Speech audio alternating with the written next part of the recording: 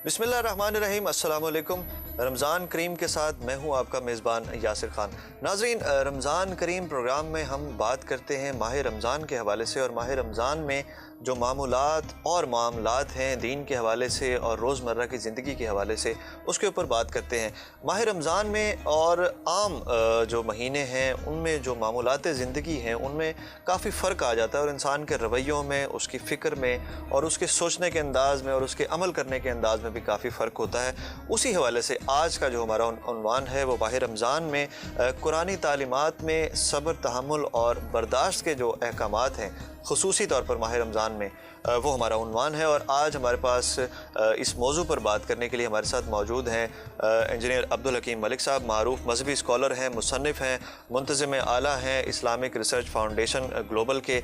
अब्दुल हकीम मलिक साहब, अगर बात की जाए माह रमज़ान के हवाले से, तो सब्र क्या है, इसके बारे में क्या अहकामात हैं कुरान में और इस्लामी तालीमात में?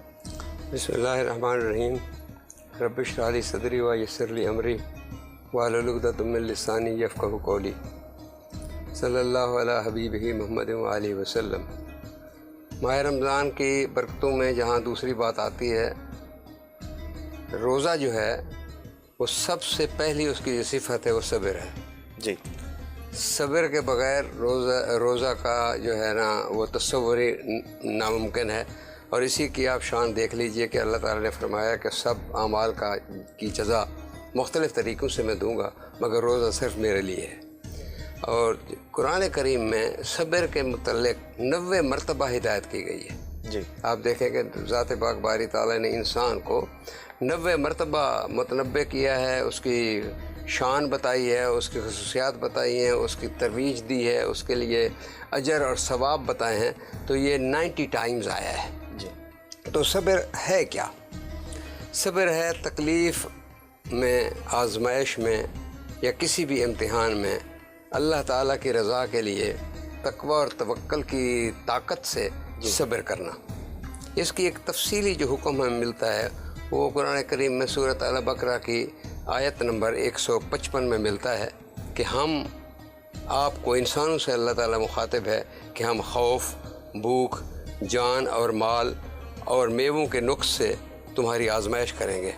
और सब्र वालों को बशारत सुना दो कि जो इन्होंने इस तकलीफ़ में भी अल्लाह की याद में से गाफिल न हुए और सब्र का दामन हाथ से न छोड़ा, तो अल्लाह ताला फरमाते हैं उनको खुशखबरी सुना दो कि चाहे वो भूख में हूँ, वो खौफ में हूँ, माल चला जाए, जान चली जाए, मगर सब्र का दामन न छोड़े।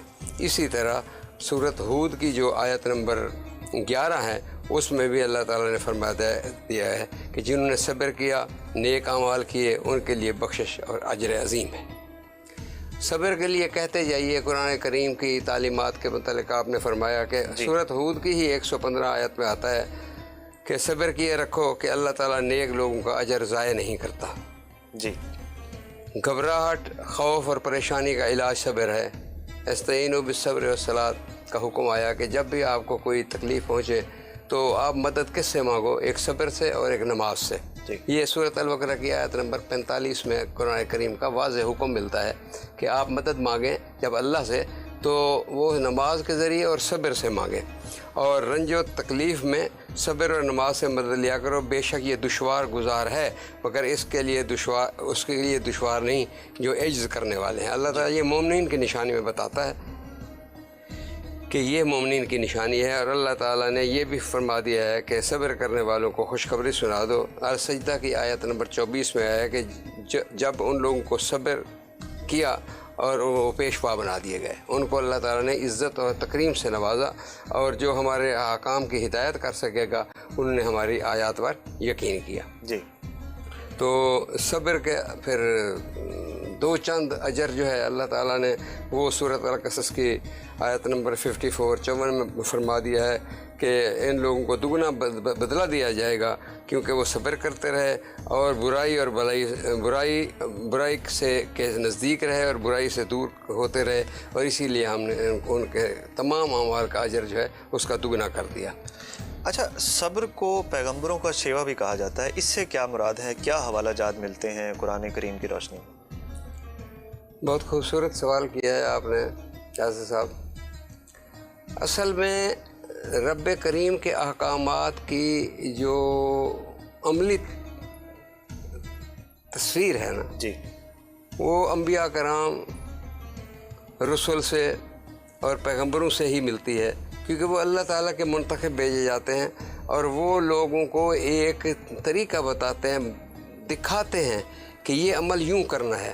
کیونکہ اللہ تعالیٰ فرماتا ہے کہ اگر میں انسانوں کی بجائے فرشتے مقرر کرتا پیغمبروں میں تو انسانوں کو تو ایک بہانہ مل جاتا کہ یہ تو کر سکتے ہیں کیونکہ یہ فرشتے ہیں، جی، یہ ہم آدم اس پر کیسے عمل کریں. تو اللہ تعالیٰ نے ہر نبی کو انسانوں میں سے ہی پیدا کیا، بشر سے ہی پیدا کیا، کسی دوسری مخلوق سے پیدا نہیں کیا. اب میں عرض کرتا ہوں کہ جو شیوہ پیغمبران ہے یہ ہمیں قرآن کریم کے بعد یا دوسری صحائف کے بعد، آپ یہ کوئی ضروری نہیں ہے، یہ تورات، انجیل، زبور، جتنے بھی صحائف آسمانی ہیں اس میں صبر کی تلقین ہر قوم کو کی گئی ہے. دیکھیں نا حضرت صبر ایوب کی بات آپ دیکھیں، جس کا پورا قصہ سورۃ انبیاء میں قرآن کریم میں ملتا ہے کہ ایوب کو ذکر کرو جنہوں نے ہماری آزمائش میں اپنے رب کو پکارا اور ہم نے اس کی دعا قبول کی اور صبر کا اجر عطا فرمایا اور دوبارہ ان کو مال اور دولت اور اولاد سے نواز دیا اور ان کو صحت یاب کر دیا. جی، تو حضرت ایوب کا قصہ اس تھوڑی سی محفل میں مجلس میں تو بیان کرنے کی ضرورت نہیں ہے، ہر آدمی جانتا ہے کہ کس طرح وہ افلیکٹ ہوئے، کس طرح ہوا، مگر انہوں نے صبر کا دامن نہیں چھوڑا اور اللہ تعالیٰ نے اسی بات پر صبر کی ہی اس پر نوازش فرما دی اور ان کو ان کی اپنی صحت بھی دے دی اور مال و اولاد اور جان کا جو نقصان ہوتا ہے وہ پورا کر دیا.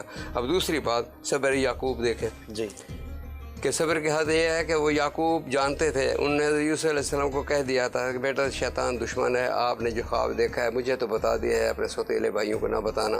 مگر انسان کیا کر سکتا ہے، انہوں نے اپنے بھائیوں کو بتا دیا، وہ ان کے اس کو شکار کے بہانے لے گئے اور پھر آ کر بتا دیا ایک لہو والا کرتا دکھا کر کہ یہ جو ہے نا ان کو اس کو بھیڑیا کھا گیا ہے. تو کیا خیال ہے کہ حضرت یعقوب علیہ السلام پیغمبر اللہ تعالیٰ کے پیغمبر حقیقت سے واقف نہیں تھا، مگر صبر کی انتہا دیکھیں کہ قصے سے قرآنی میں جو حضرت یوسف علیہ السلام کا قصہ ہے وہ آسن القصص بیان اسی لیے کیا گیا ہے کہ یعقوب علیہ السلام کو 3 مرتبہ جھوٹ بولا گیا، وہ بات بتائی گئی جو ان کے برداشت سے باہر تھی، مگر انہوں نے ایک فکرہ کہا کہ میں جو ہے نا اللہ سے استعانت مانگتا ہوں جو کچھ تم کہتے ہو، واللہ مستعان علی ما تصفون. یعنی انہوں نے یہ نہیں کہا تم جھوٹ بولتے ہو، اس کو بھیڑیا نہیں کھا سکتا. پیغمبر جانتا تھا انہوں نے کنویں میں رکھا ہے مگر وہ چپ کر گئے. دوسری بات، جب وہ اپنے بھائی کو لے کر گئے بینجامن کو تجارت میں، اور پھر انہوں نے حضرت یوسف علیہ السلام نے پہچان لیا کہ یہ تو میرا حقیقی بھائی ہے، تو جب گندم دینے کے وقت انہوں نے اس کے سامان میں پیالہ رکھ دیا اور پھر اس کی تلاشی کے وقت ایک سوچی سمجھی ترکیب کے ساتھ اس پیالے کو برآمد کرایا اور پھر اس کو ڈیٹین کر لیا. تو قرآن کریم میں کیا معجزے ہیں کہ ان بیٹوں نے کہا کہ اب ہم سے پہلے بھی غلطی ہوئی ہے، ابا ہم سے پہلے ناراض ہے، اب ہم جا کر بتائیں گے کہ ہمارا بیٹا جو بنیامین ہے وہ چوری میں پکڑا گیا ہے اور بادشاہ کا پیالہ اس کے بوری سے نکلا ہے، تو وہ بہت ناراض ہوں گے. آپ اس طرح کیجئے کہ اس کی بجائے ہم میں سے کسی کو رکھ دیجئے. مگر حضرت یعقوب علیہ السلام نے کہا کہ مصر کے قانون میں کسی مجرم کی بجائے امپرسونیشن کی اجازت نہیں ہے، ہم اس مجرم کی بجائے کسی دوسرے کو ڈیٹین نہیں کر سکتے. جیسے کہ ہمارے حالات یہاں پاکستان میں ایسے ہوتا ہے، دوسروں کو بھی اٹھا لیتے ہیں وہ جب تک نہیں ملتا. تو پھر جب وہ آ کر بتاتے ہیں پھر بھی حضرت یعقوب علیہ السلام کو پتہ ہے، تو آپ کہتے ہیں واللہ مستعان علی ما تصفون، تو جو کچھ کہہ رہے ہو میں تو اللہ کی استعانت مانگتا ہوں.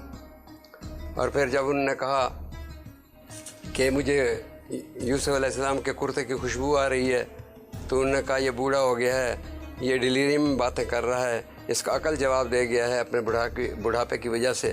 تو انہوں نے پھر بھی سمجھتے تھے کہ وہ کرتا آ رہا ہے اور میرا بیٹا آ رہا ہے اور یوسف علیہ السلام نے مجھے بلایا ہے اور ہم سب جائیں گے. اس کے باوجود بھی انہوں نے کہا واللہ مستعان علی ما تصفون. تو صبر کی بات جو ہے نا جی یہ ہے. جب دوسری بات حضرت اسماعیل علیہ السلام کو کی قربانی کے لیے جب حضرت ابراہیم علیہ السلام کو کہا گیا ہے، انہوں نے کہا بیٹا میں نے خواب دیکھا ہے کہ میں اللہ کی راہ میں تمہیں قربان کر رہا ہوں.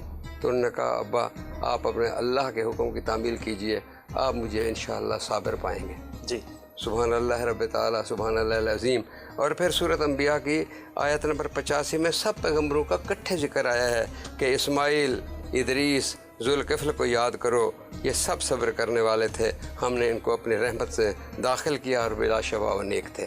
اور اسی حوالے سے میں عرض کرتا ہوں کہ بہت ایسی مثالیں ہیں جو یہ بتاتی ہیں کہ شیوہ پیغمبران جو ہے وہ نبی کریم صلی اللہ علیہ وسلم سے زیادہ صبر کرنے والے کون ہوں گے؟ ہم چلے دوسرے انبیاء کرام کی بات کرتے ہیں، نبی کریم صلی اللہ علیہ وسلم صبر کے انتہا تھے، حیا کے انتہا تھے، محبت کے انتہا تھے، اور انہوں نے جتنے 11 سال کی تکلیف میں صبر کیا اللہ تعالیٰ کی رضا کے لیے اور لوگوں کو اس کے دین کی احیا کے لیے، تو وہ ہمارے سامنے ایک ایجادی تصویر ہیں۔ آج ہماری سیرت طیبہ کی کتابیں پڑھی ہیں، تفاسیر کی کتابیں بھری پڑی ہیں، اگر تھوڑا سا بھی ہم حیات طیبہ کو دیکھیں، حیات انبیاء کو دیکھیں، تو صبر کی اہمیت سے میرے خیال سے ہمیں کوئی ایسا وقفہ نہیں ملے گا۔ دیکھیں، ایک حدیث میں آتا ہے کہ ایک والد کے بیٹے، عزیز بیٹے کی وفات ہو گئی، تو اللہ تعالیٰ فرماتے ہیں فرشتوں سے کہ جا کر دیکھو اس کا باپ کیا کہہ رہا ہے۔ تو انہوں نے آ کر بتایا کہ ان کا باپ جو ہے وہ کہتا ہے انا للہ و انا الیہ راجعون۔ تو اللہ تعالیٰ نے کہا کہ اس گھر پر اپنی رحمت کی خوشخبری دے دو کہ میں ان سے راضی ہو گیا، تو انہوں نے میرے حکم پر صبر کیا۔ اچھا عبدالحکیم ملک صاحب، آخری سوال مختصراً اس کے حوالے سے بات کریں گے، صبر کے روزمرہ زندگی میں کیا فوائد ہیں اور عدم برداشت کے کیا نقصانات جو ہیں وہ روزمرہ زندگی میں اٹھانے پڑتے ہیں؟